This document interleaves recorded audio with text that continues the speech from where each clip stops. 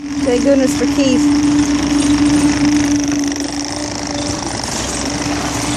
Helping people dig people out in my neighborhood.